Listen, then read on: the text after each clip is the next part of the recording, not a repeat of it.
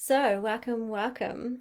Today I'm here to give a quick little insight into coaching versus therapy because it can be a little bit confusing, especially with all the options that are available out there to help you heal and help you grow. And it's really great to be informed about what it is that you need and who is going to be the best person to match that. So, I'll talk a little bit about therapy and then also about coaching, which is what I'm trained in. And then you can start to work out the pieces and the pros and the cons and what really works for you. So, therapy tends to be delivered by someone who has a significant amount of training, usually in a very structured or academic setting. They need to be registered under a therapeutic board, and their training can tend to just focus on a few techniques, and then they get really good at those techniques. They are usually quite focused on trauma and also what's happened in the past. So, therapists are really good at helping you understand why things have happened or why you have the behavior patterns that you have. Now, traditionally, or this is probably the mainstream or the majority, therapists tend to be more talk based. And this is definitely not all therapists. I'm personally getting trained at the moment, or getting further training with a psychologist who brings in a lot of body based practices and mindfulness.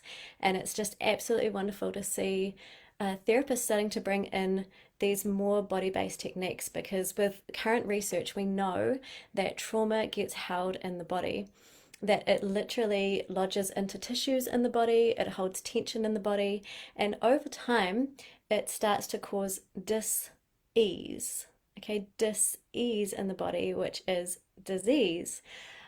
So the if you're looking for going into a session and wanting to chat things out, then a therapist will be the way to go and to help you understand your past. Um, if you are looking for a therapist who has slightly different views, and there are some out there, I would encourage you to ask questions such as, what are the techniques that you use? How do you incorporate the mind body connection? Um, and are we also going to focus on changing the current patterns in my life? Now, coaching tends to focus more on the here and now and what is happening into the future. So rather than in therapy, which pulls you a little bit more back into the past to help you understand, coaching focuses on creating a vision for the future. So with my clients, for example, we come up with a commitment, and the phrasing that I use is, I am a commitment to. Okay, which sounds a little bit different to something like I have a commitment, because sometimes that can come with obligation or responsibility or a bit of like, oh, I have a commitment. But if I am a commitment, I am a commitment to myself. I am committing that I am going to work towards greater connection with my body, greater sexual expression, more pleasure in my life. Okay, whatever it is, confidence, whatever it is that you're working towards. Now, we create this vision so that you can feel motivated and drawn towards moving towards that commitment or that vision. And on the way, of course, there's going to be some blocks that get in the way. And so we call these maybe conditioned tendencies or habitual patterns, and they are the things that keep you stuck. All right. And we all have these stuck patterns. And what a coach, or what I am specifically interested in, is not so much about why you have this pattern, although that can be really helpful.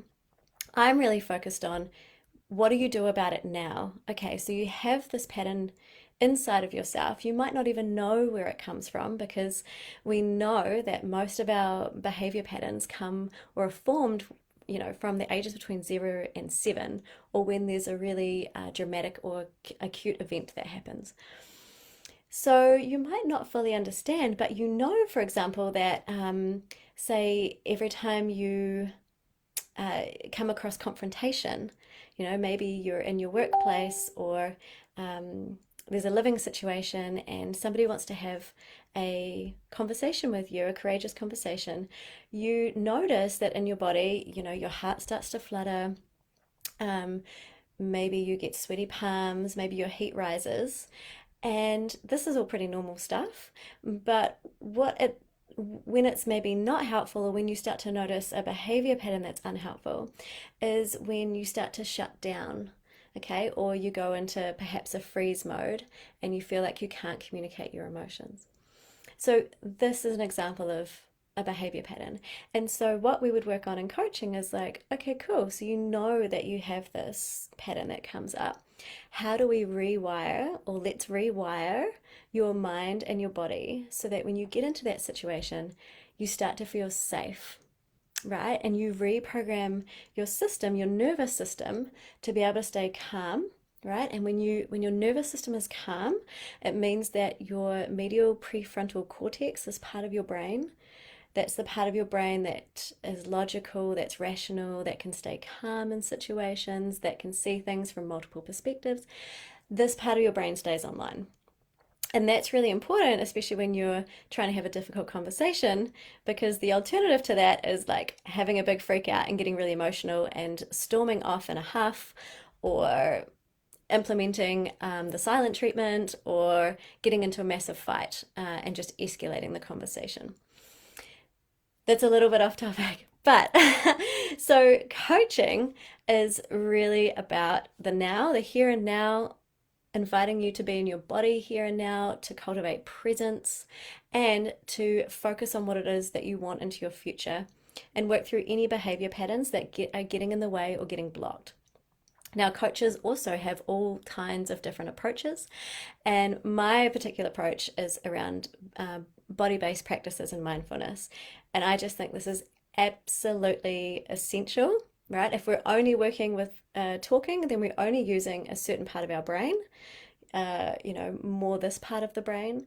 But when we start to work with the body, and when I'm talking about the body, I'm talking about checking in with your sensations, noticing how you're feeling, rewiring your impulses, your immediate impulses. Then we're starting to work with the reptilian brain, or the survival brain, and that is the part of your brain that often gets you into trouble, right? Because it's the part of your brain that has the immediate response. So for example, the immediate retort or fight back when your partner says something to you. And mindfulness, of course, brings way more presence into your body. Now, especially in terms of sexuality, if you're working through any sexual trauma, or you feel disconnected from your body, then it makes sense that you also need to work with the body. You can't just talk your way into feeling more connected with your body. You actually have to be brave enough to go into your body and feel the sensations in your body and build that connection, right? If I said to you right now, just bring your attention down into your heart space. So take a breath into your heart space, right?